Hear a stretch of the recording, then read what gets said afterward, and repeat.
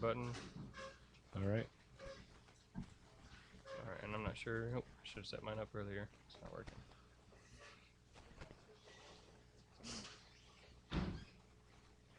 All right, here we go in 3, 2, 1. What's up, y'all? Welcome to the Sports Medicine Broadcast, episode 53. Welcome back for September 11th, 2013. I am, of course, your host, Jeremy Jackson. As we know, it's been a long summer without me. With me today, we got lots of people. Michelle, reach over there and say hi. Hi, I'm Michelle. All right, so you got to get closer to the mic, Michelle. Hi, I'm Michelle. There you go. Hello, I'm Marlene. Laura doesn't have a mic. Lorena doesn't have a mic, but you'll hear from them at some point. My co-host for today is Bubba Wilson. All right, so you've heard from Bubba lots before. Hi, I'm Alejandra. Alex. Martha. Alicia. George. All right, and then we got a couple other people. Jocelyn's taking pictures. Edith is supposed to be viewing on the Ustream, so we're still working on some stuff. Brianna's back over here checking sound quality, and we got a couple kids absent. So we got a whole new class of sports medicine kids this year. We got 16, whereas last year we had 10. And so I'm trying to find new jobs for everybody.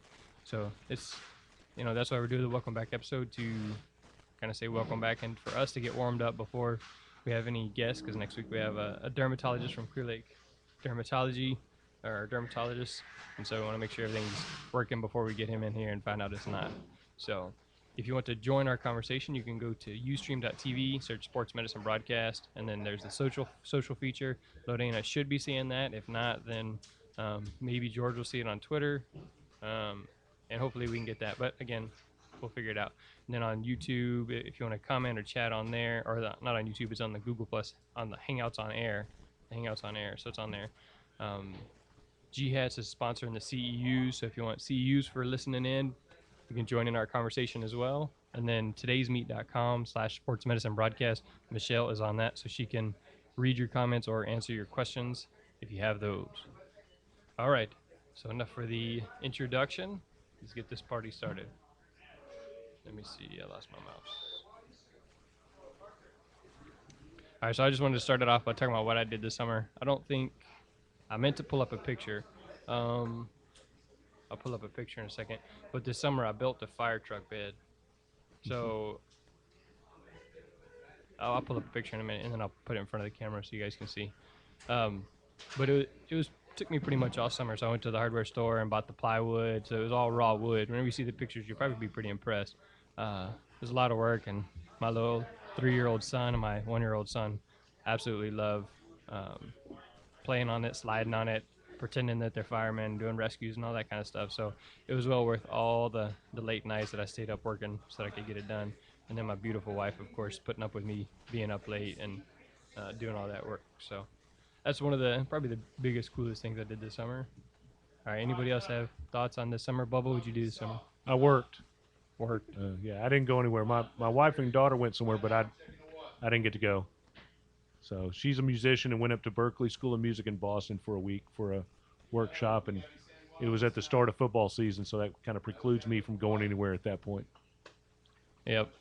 Once football starts, it's pretty much over for vacation or trips or anything. So it's very, very busy.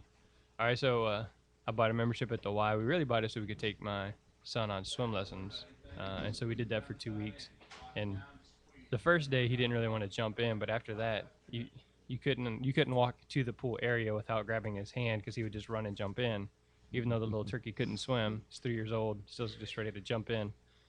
And so it's pretty cool. He's confident, he's comfortable. But so now by the end of the swim lessons, he's getting it. I mean, he's only 3, so we only did it for 45 minutes a day for 2 weeks. I don't expect him to be a little shark or anything, but I'm looking forward to doing it again next summer. But on the same note, I was getting up early every day, going to the Y, working out, and then coming home, and then taking him over there to go swim lessons. So, last summer I felt like kind of a slob. I don't know if that's correct, but I didn't really work out over the summer because I wasn't up here, and I don't know. Oh, and last summer we had a new baby, so what? What he said? He said something and it wasn't Said something like appropriate. really bad. Oh, yeah. Yeah, I'm sure you'll hear in the headphones or in the recording, football's over there. And so they're watching film. from the last game or practice. So sometimes they make mistakes and use choice words. So it is what it is. So. Oh. All right. All right. So some of the other things we did, just playing in the backyard, slip and slide, water hose. We built an obstacle course. So I have some old wood in my backyard and have some boxes. And so I made like a balance beam. So my son was always walking on the balance beam. It's like a teeter-totter thing. And so it was pretty fun. He's fiery today. And sometimes it's not so hot. I don't know. But all right, so what else you got, Bubba? Well, if I look over here, I mean, I didn't do much. A lot of the stuff I did this summer, you were involved in. Minute Maid. We hosted that conference through Memorial Hermann, and that's always good. Went to SWATA.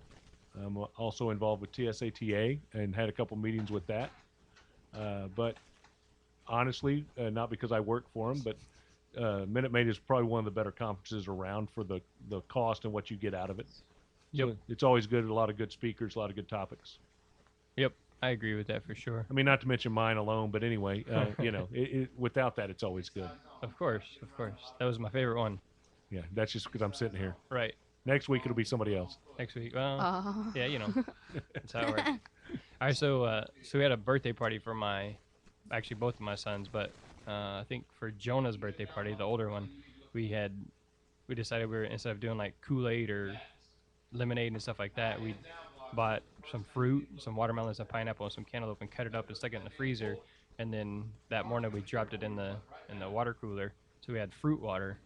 So it was like fruit flavored water, and it was really good. It was a lot better than just regular water, but it wasn't. And then it was all healthy because it was just water and fruit juices. Yum. Any of you ever tried it? Oh my gosh, you have to bring me some. I might. It's Maybe. good. I think it's gone bad by now, but yeah.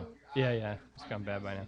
Try Uh, pineapple. All right, Lorena, or Laura, find the one that says guest. It should be like number 3 or 4 on the soundboard, I think I said on Sound my name one. tag. and turn it up slightly.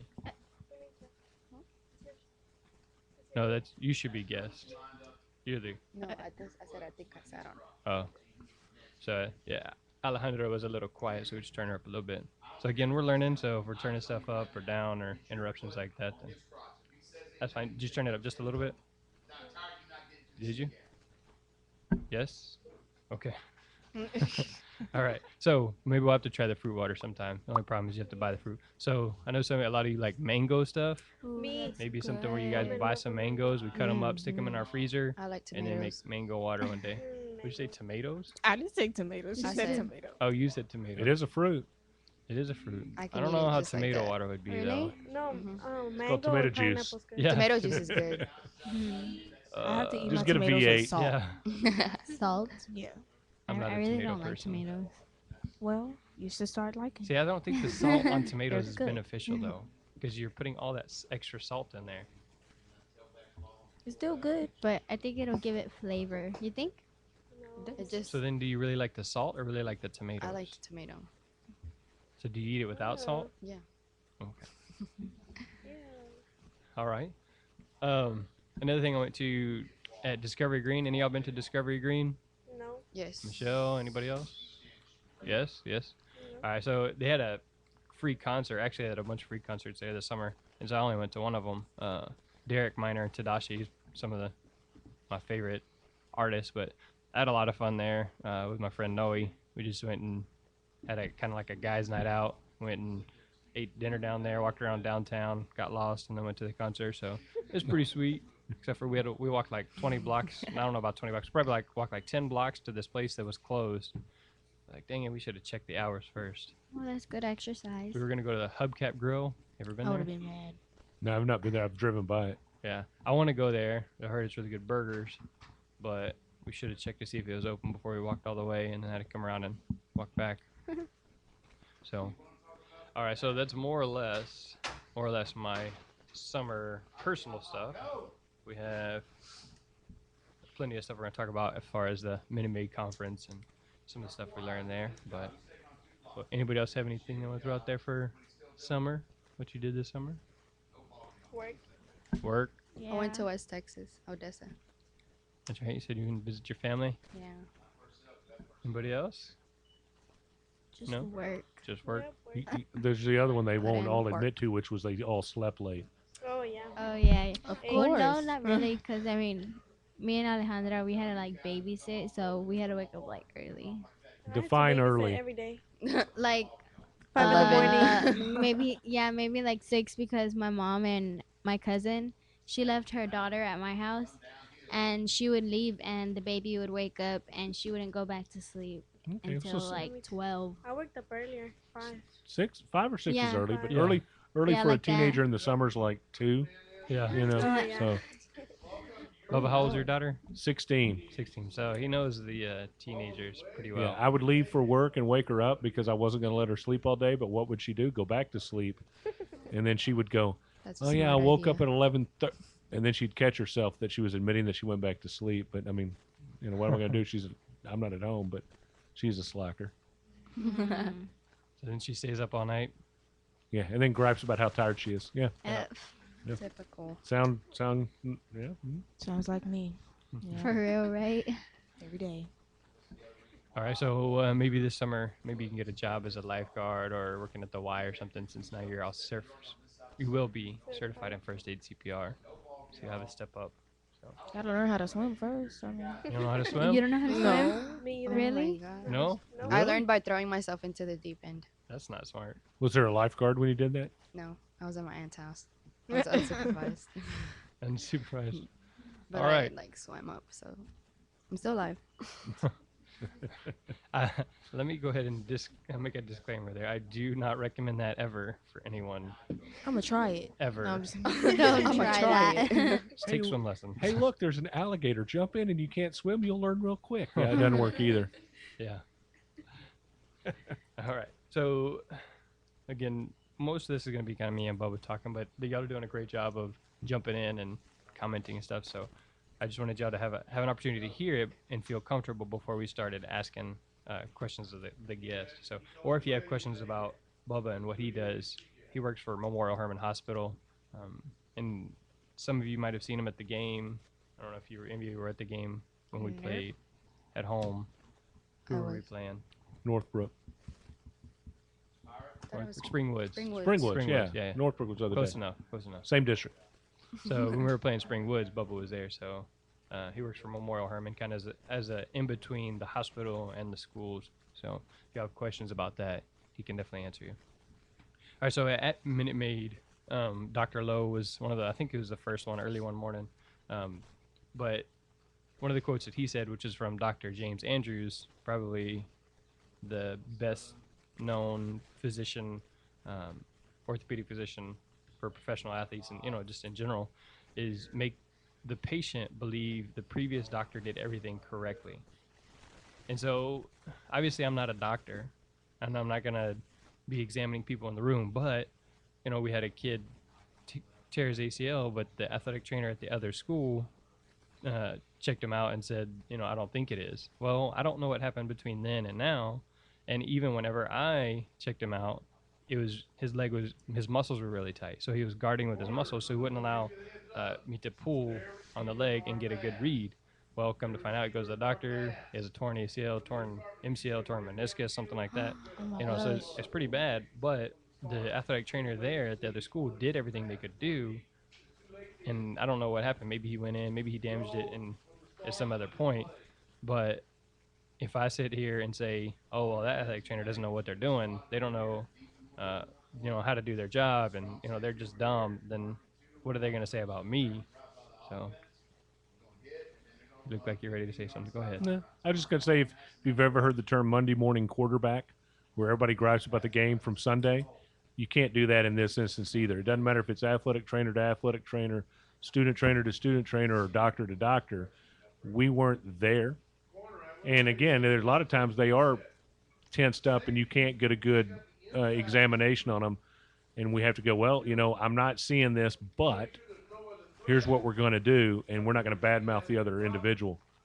The only way we would do that is if we're standing there at the same time, and that's a whole nother set of circumstances. Yeah. But even then, you should probably do it not right in Privately. front of them. Yeah. And so I think that's something that I can really take. I think I'm almost certain that I'm guilty of that, where I've said, well, they don't know what they're doing, or Are you sure they were paying attention? That kind of thing. And sometimes I'm correct, but no matter what, I should make the athlete believe that the athletic trainer was doing the best that they could at that time with what they had.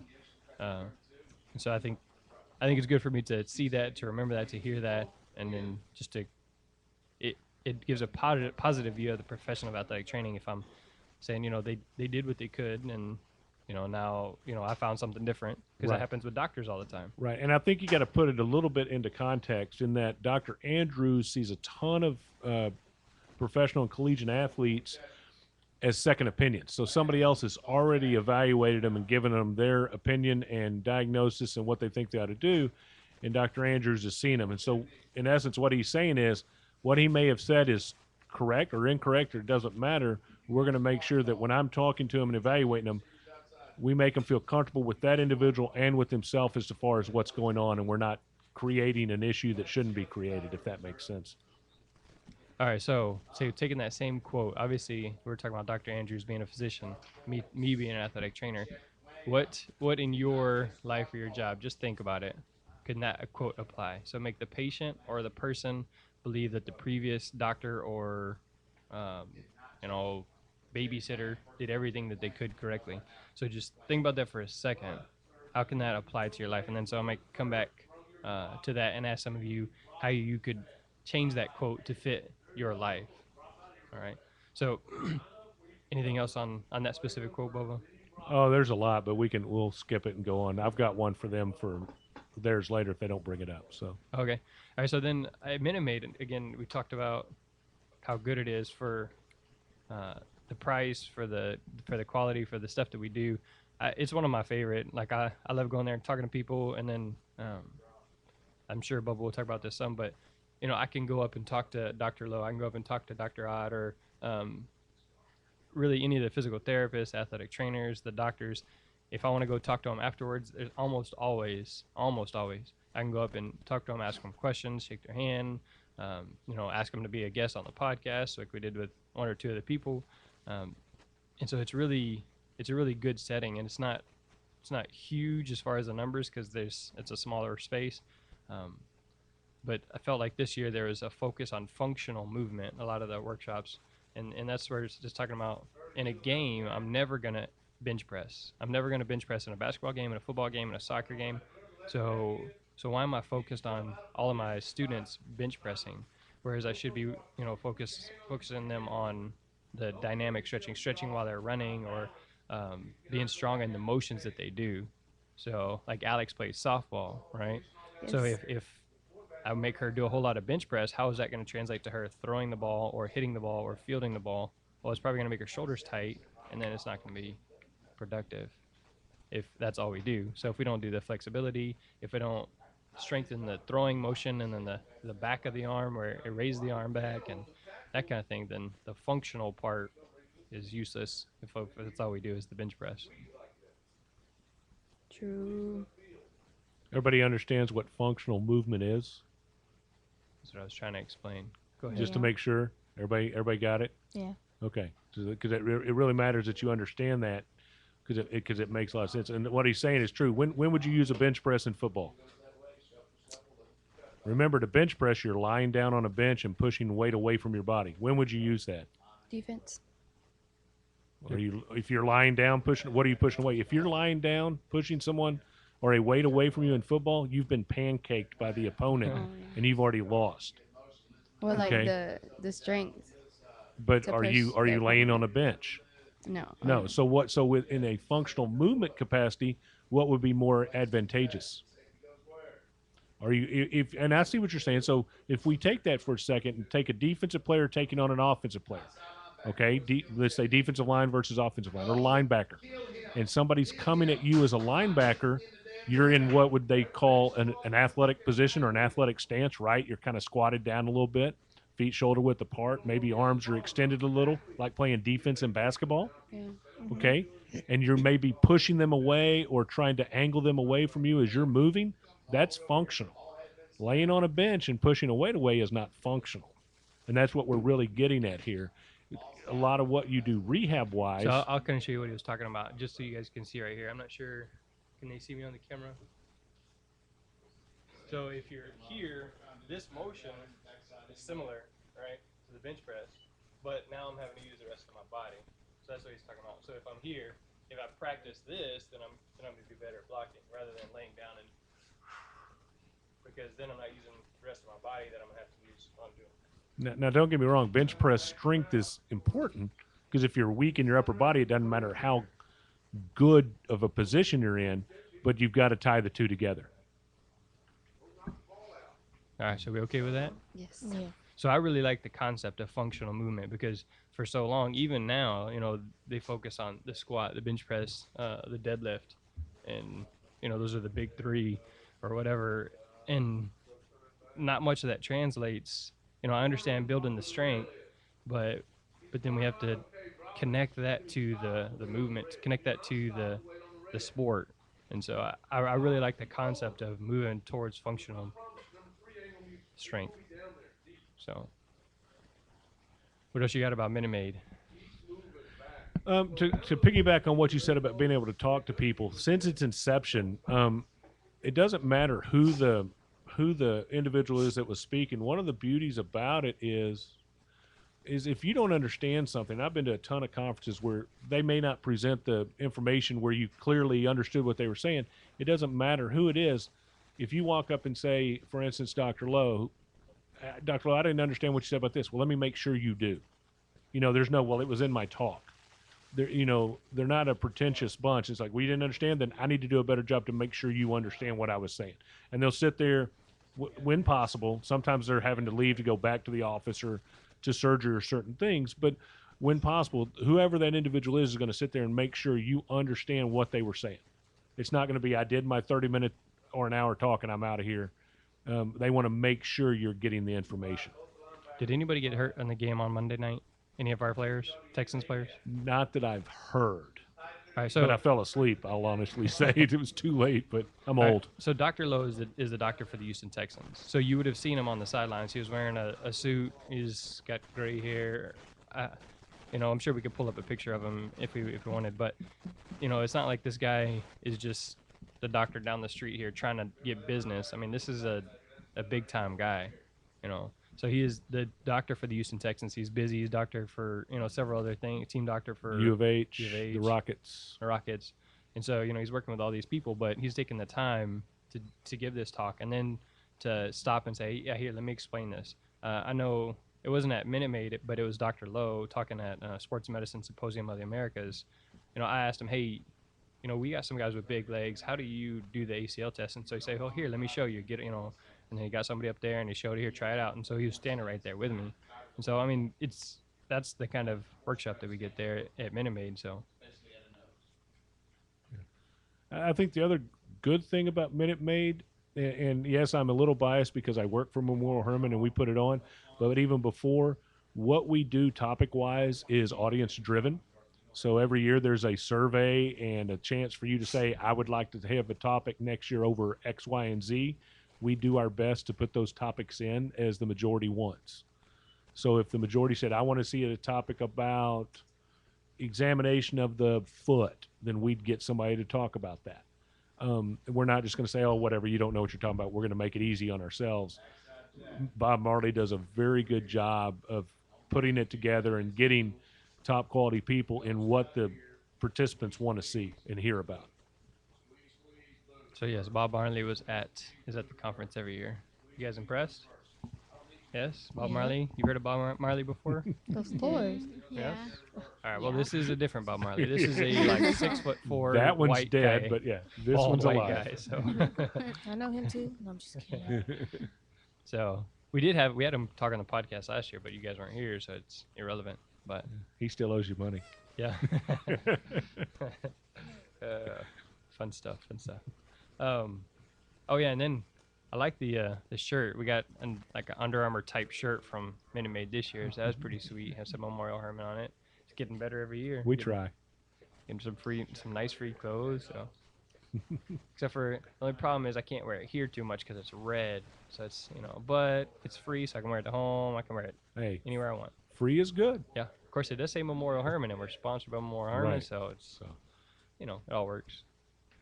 All right, so anything else on Minute Maid? Plus, the lunch is always good. It's a good venue. I mean, they have a conference room at Minute Maid Park where the Astros play, and you get to go out and at breaks and at lunch, sit in the stands and watch them work on the field and hang out, and it's pretty relaxing when you go out there. And if there's a game that day, then there's people taking batting practice, Right. and so you get to see the professional athletes taking batting practice, and you're just kind of hanging out there. So it's pretty cool. So, all right, so we'll talk a little bit about SWATA, which is Southwest Athletic Trainers Association. They have a conference every summer, and 2 years ago it was in Houston, and then again this year it was in Houston. So one of the talks that I think I really is struck home was Chris Shattuck, the trainer over at Pearland Dawson. I was talking about professionalism, and I'm going to try and get him to come out and talk, but I had some questions about some of the stuff he was saying, but at the same time, it's like I was wearing shorts that day. I was wearing khaki shorts and a polo, and that was one of his things, is that you should be wearing khaki pants and a polo at all times, kind of thing, or better. And so, I looked around, and I'm one of the only people wearing shorts, and I'm like, oh, maybe I should look a little better. But there were some people wearing gym shorts and that kind of thing, and so one of his big points was that you don't walk into a doctor's office and see a doctor wearing gym shorts or wearing tennis shoes and a t-shirt, and they're usually wearing khaki pants and a polo, or they're wearing scrubs or something like that. And so they're dressed as a medical professional, and so if as an athletic trainer I'm going to be looked at as a medical professional, then that's what I need to do. So who saw me last night? You saw me last night? You see me when I was wearing my khaki Yeah. pants? Did it look better when I was wearing khaki pants? Yes. Oh yeah, I seen you. Yeah, you see And that me. nice shirt. So we got some new shirts. The Magellan golf shirt. Sufficient shirts. You know what Yeah. I'm talking about? And then I just took them and had them embroidered. So Okay. they're like the light green. Yeah. So it looks pretty good because you can wear it untucked with khaki shorts or tucked in with khaki pants. So it looks like a dress shirt. Fashion statement. Yeah. It's pretty nice. And I'll go on the professionals. I think there's a time for khaki shorts or shorts that are school color accurate, if that makes sense. But in a professional setting, i.e., we're going to a conference and we're going to learn, I'm all for slacks and a nice shirt. It doesn't have to be a button-down long sleeve with a tie. It can be a nice polo shirt. But again, perception is reality, and if you look like a slob, then you are a slob. If they walk into your athletic training room and it's in disarray, how comfortable are you? If you went to a doctor's office and they have a fish tank and the water's dirty and there's a couple dead fish floating and there's trash overflowing in the exam room, how comfortable are you about the care you're going to get? Right. Not Not good. so Okay, good. so how comfortable should they feel if they walk into your athletic training room and it looks similar? You know what I'm saying? So, okay, there can be some water bottles drying. That's a different thing. But if there's trash on the floor and dirt on the table and you're going, hey, hop up, let's take a look. No. You don't feel comfortable getting evaluated right there. And so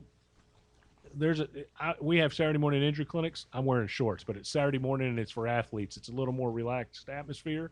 But weekday in a doctor's office, unless he had an emergency surgery, I want him to, and he changed if he had a bad surgery and was dirty. But I get the scrubs, but in any other time, in a normal Monday through Friday, you would feel a lot better if that individual comes in looking nice.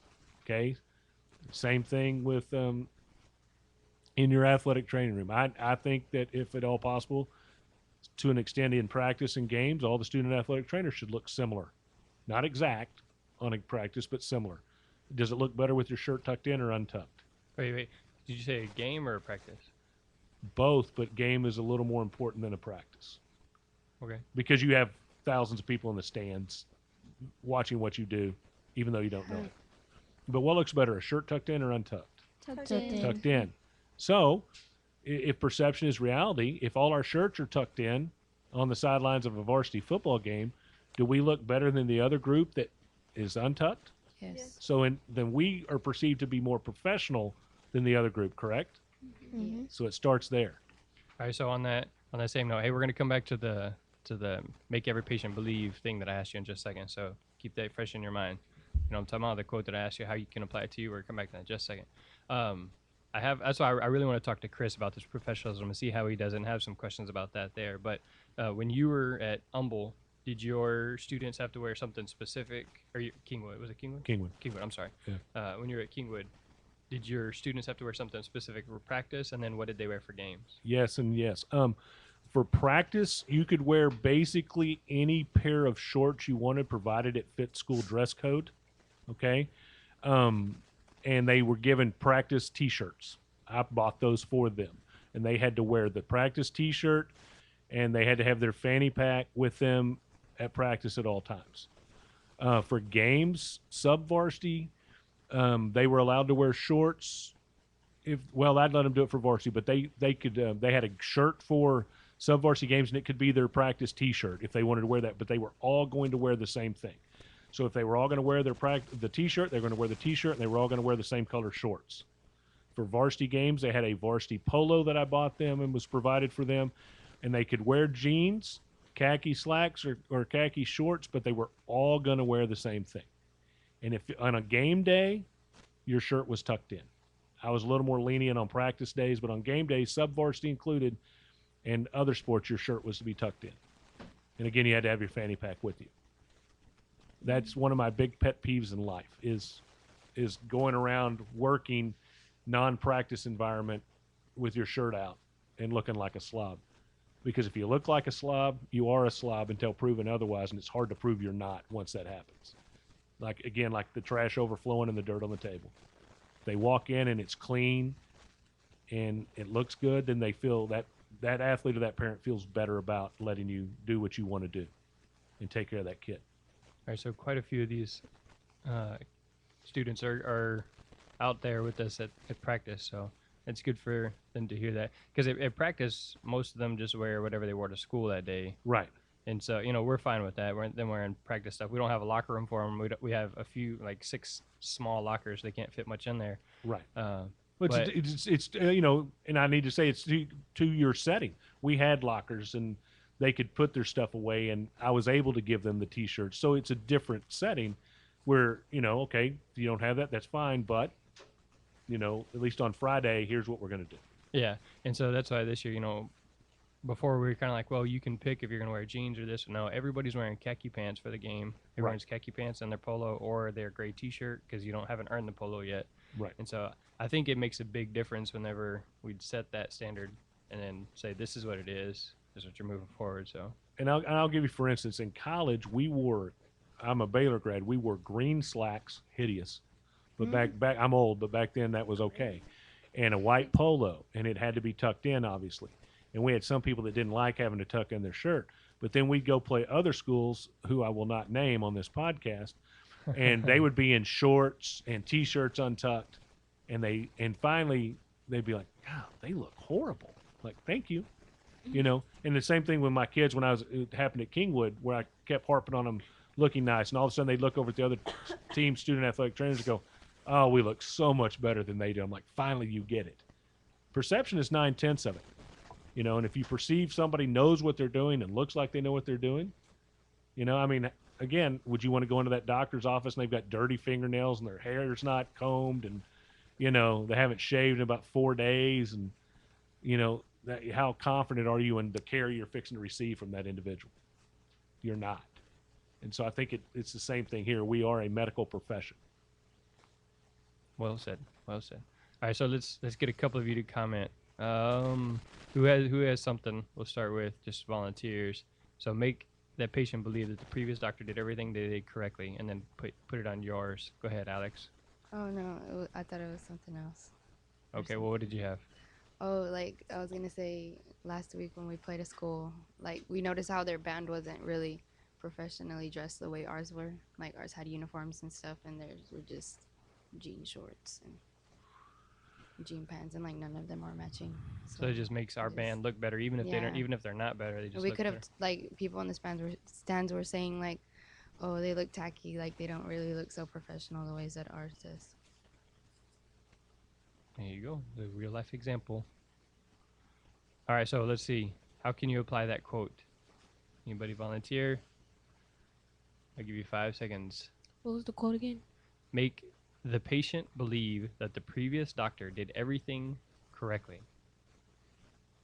So for me, it's make the athlete believe that the previous athletic trainer did everything correctly. So that means whenever you come in there to get checked out, I don't say, "Oh, well, Doc doesn't know what he's doing. Doc did terrible." I'm like, "Well, he did what he could then, or maybe I see something different."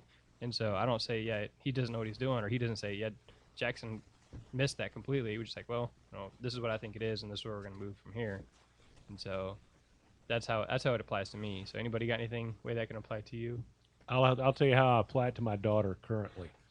I'd make her believe that the teacher did everything correctly because the teacher is not stupid and doesn't know what they're talking about. Remember that. They know the subject matter way better than you do. And I know for sure probably my daughter wasn't paying attention on all of it that was going on. So mine to her is always, are you sure it wasn't? Are you sure it was the teacher that didn't know what they were doing? So I'm always harping on her. I make her believe that the teacher did everything correctly in that regard. That's good. That's a good one. All right, so remember that. So the teacher's always correct. Just remember that. That's right. Or most of the time, anyway. Until proven otherwise. Until proven otherwise. Except for that, teacher that beat up that special ed kid like 2 years ago. That was incorrect. Oh, I seen it. So, Really? all right, but we're not gonna. Way stay to on that. just stir it up, Jackson. Yeah. Wait, what? All right, so we're gonna go back to Bubba's. Teacher is always correct. How about that? Wait, So what is the was that parent. here? No, it was No, I don't know. YouTube. somewhere else. Yeah, it was YouTube. Look it up. It's bad. So yes, there are teachers that make mistakes. Just like there's a lot of students that make mistakes. So, all right. Nobody has anything about how that can apply to them at their job. Anybody work? You said babysitting. I don't know if that necessarily works. I have But- 2 jobs. But so where did you say you worked at a flea market? Mhm. What did you do there? Folded clothes and sold them. All right, so if you're dealing with customers there, then they may say, "Hey, this person told me it was this price." Then you're not going to say, "Oh, well, that person's dumb. They don't know what they're talking about. It's this price, right?" Well, I hope not. Anyways, at least not after today. So even at that, even as she's being a sales rep for the store, she's representing the store and herself, and so it's just to make them believe, well, there was a miscommunication, and I'm sorry, and we move forward from here.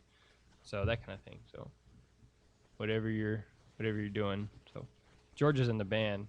Just so you know, Alex thinks you look better dressed than the other school that we played. So, all right. One of the crazy things about SWATA, there was a lot of people at this workshop, but it was talking about traditional Chinese medicine. And I had never seen or heard anything about traditional Chinese medicine, so I was pretty interested just to see it. And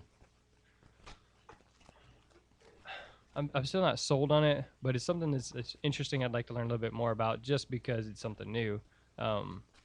It's like harnessing the chi. I'm sure you guys heard of that. Yes?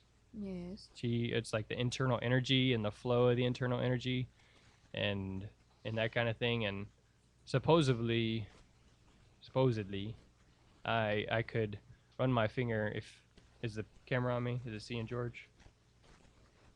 Yes. All right, so if I was to do this right here with George, I could help relieve shoulder and elbow pain just by doing this like 30 times. Really? All right. So that was kind of one of the concepts. Again, there's a lot more sore. to it than I am demonstrating there. But just by doing that, or not even touching him, just moving my hand up, over, or this way. If it was this way. So there's a positive and negative, and again, there's a lot more to it. But it was something that was really interesting. But I'm not sure I believe it. Bob, did you go to that one? No, I had most of my time was at the booth. Yeah. So, So have you heard or seen anything along those lines? well, I think there's something to. Let me back up. There's something to all these alternative medicine things. And if you just take Chinese medicine, it hadn't been around for thousands of years for nothing. I think there's something to it.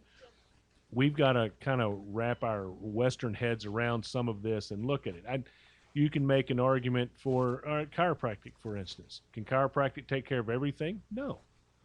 But there are things that it can handle. That's why, if you think about it, why do we have specialists? You have a dermatologist, you have an orthopedic, you have a cardiologist.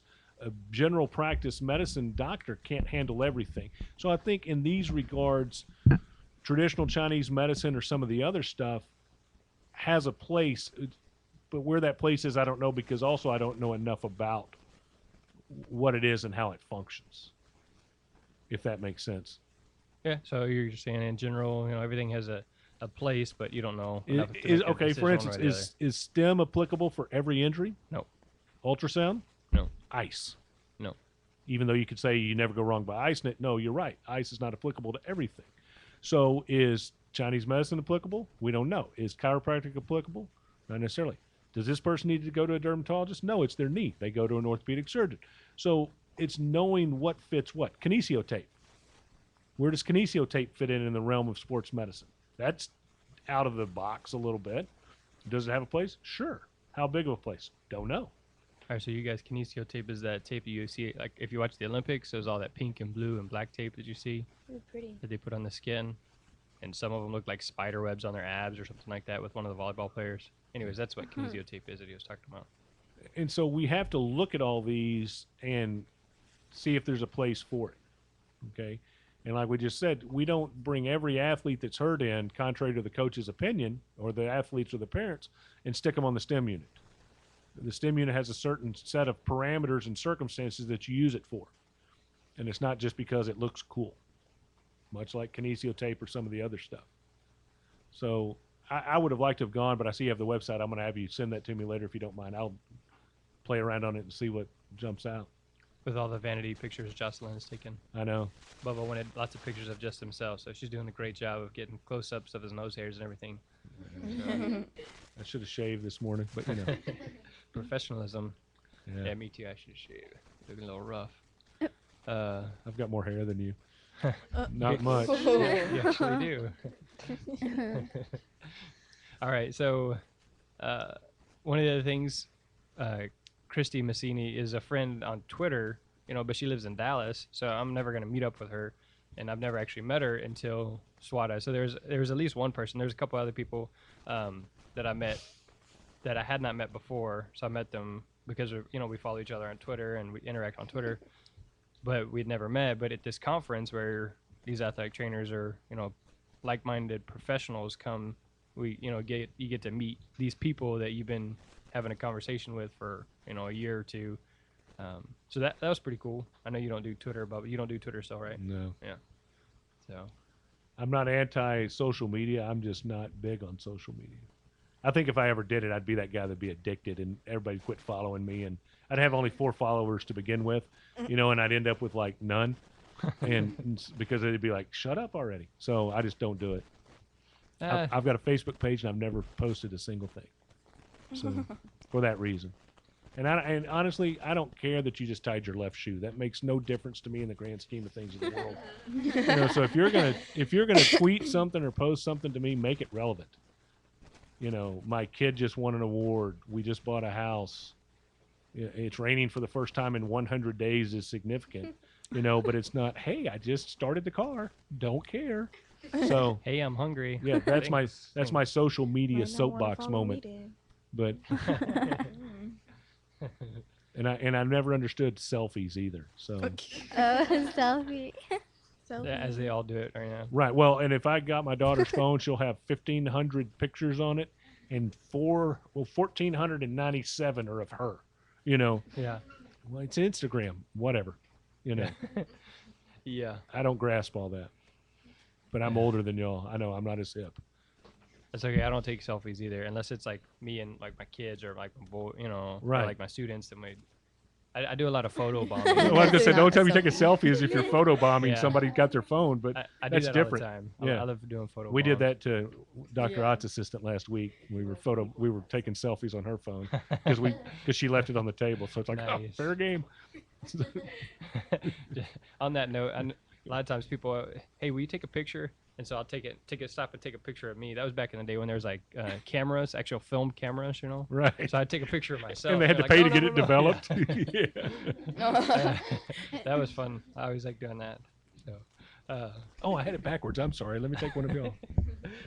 all right, so we only got a little bit more time. We're gonna talk a little bit more about SWATA. It was pretty cool.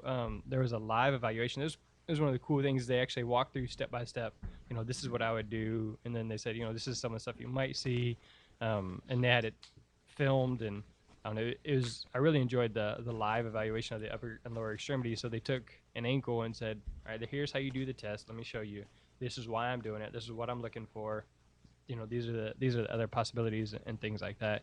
And so I really enjoyed that. And I know we do a lot of that stuff at Minute Maid where they do breakout sessions. And just so you know, it's called Minute Maid Sports Medicine Conference or whatever it is because it's at Minute Maid Park.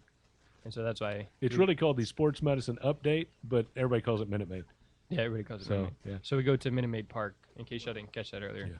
But anyways, the live evaluations are really cool because as some of you guys have learned to tape fingers or wrists or hands, it's not just me showing you a video of doing it, or it's not just me telling you read a book on how to do it. It's me saying, here, let me put my hands on you, tape your fingers so you know how it feels, so you can see exactly what it's like, and then you tape mine. And so it's the same thing, but it's for me evaluating ankles or knees or shoulders. And so that was something really cool. And as for an FYI, that's one of the things I want to do this school year with you guys is an hour of eval and an hour of favorite exercises Yeah. within that body part. So, Yeah, I know we had talked about it a year or two ago, and it just well, we had construction and Right. all kinds of craziness, but now I think we've got the ability. yeah. And so we're gonna meet over at Memorial Hermann Physical Therapy Clinic probably after hours, and then just learn. Just, a group of again like-minded professionals trying to improve each other. So this is what works best for me. If it doesn't work for you, that's fine. But so I look forward to doing those. Probably after football season. Yeah. Football season is very consuming. And after McDonald's. Oh yeah, the invitational. So after the first of the year, when you look at it, Yep, more or less. when it really gets crazy. Yeah. But it's a different kind of crazy. It's a lot of games. So, all right. George, you been tweeting anything? Yeah. All right. Good. So, my Twitter pick again. GHATS sponsors the Greater Houston Athletic Trainers Society sponsors the continuing education units that you can get for just listening live and then especially participating in. It's the same amount whether you listen live or participate, but the more you join the conversation, the better it is for Michelle sitting here doing nothing because nobody's commenting. Or for Lorena over there, she's looking for somebody to comment. Or George over here looking for somebody to tweet. So the more you can join the conversation, the better it is for you because you get your questions answered. The better it is for my students because they really get to do what their job is. So again, on Twitter, GHATS, DOTORG.org, because you can't put the actual period in the name. So it's GHATS.org is the Twitter for GHATS that sponsors the CEU. So follow them, find out about what's going on there at the workshop and all that kind of stuff. So anybody have any final comments or thoughts or anything like that?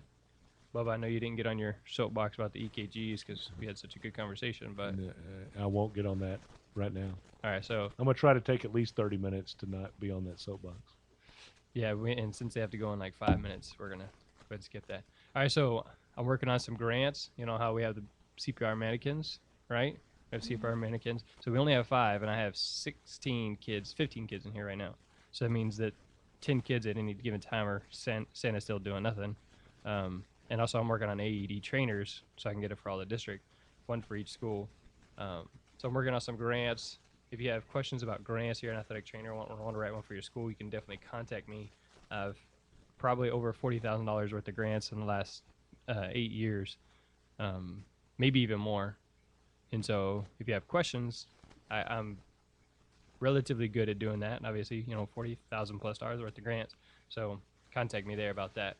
And then we're going to talk sometime with Bubba about getting a little kitchen going in here so we can teach athletes how to cook and how to prepare for their games, for their meals with food, how to cook that food within 20 minutes so they can eat it before they come to school. So we're going to work on that, and we're going to talk to Dr. Wilson and see what she can do to help us out. Dr. Penny Wilson, a registered dietitian. So me and Bubba are going to work on that. And then I just Well, found out I was involved. That's yeah. fine. it is your idea, so I at least got to give Yeah, you what? credit. Well, So I was like, well, Bubba's got the concept. I'll do some of the footwork there, and Bubba can be a consultant. So Bubba's got lots of great ideas, and he's sure to tell you about them. All right, Bubba. just ask me. So the red part, that's supposed to be you since you're the co-host, or I can do it. On the contact us part? Well, I'll do the top part where it says, of course, we have to mention. Ah, okay. All right, so the people that support us, of course, Education Foundation, those are the people I'm going to turn in the grant to. And then the Pasadena ISD Education Foundation is the one that bought most of this equipment through 1 or 2 or 3 different grants. Also, DonorsChoose.org did.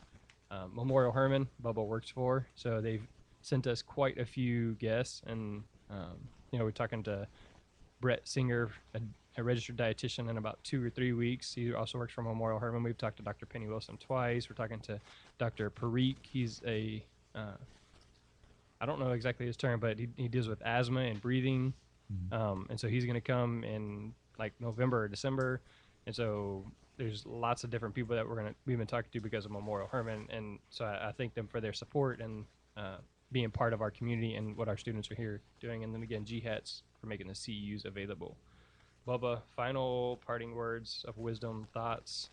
Well, just looking at the thing that says trainer tip, I'll give one to the student trainers. There's always something to be done. Just Yeah. remember that. There's always something that can be done. Got it? Mm-hmm. All right. All right, so if you want to contact us, check out our website, sportsmedicinebroadcast.com. You can watch live almost every Wednesday on Ustream or on the Google Hangout. Again, that's if you go to sportsmedicinebroadcast.com, it says live stream. There's the Ustream and the YouTube Hangout button there. Or you can follow us on Twitter, PHS SportsMed.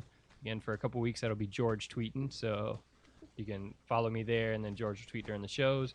And then Google Plus, PHS Athletic Training, Facebook.com. Actually, Google Plus, I changed that. It's Sports Medicine Broadcast on Google Plus. And then Facebook.com/PHS Athletic Training. So for Jeremy, Michelle. Marlon. Laura, Lorena, Bubba. Alejandra. Alex. Marissa. Jackie. Asia. George. and the rest of the sports medicine crew, that's a wrap. All right, so now you can hit stop record and stop record and stop record and stop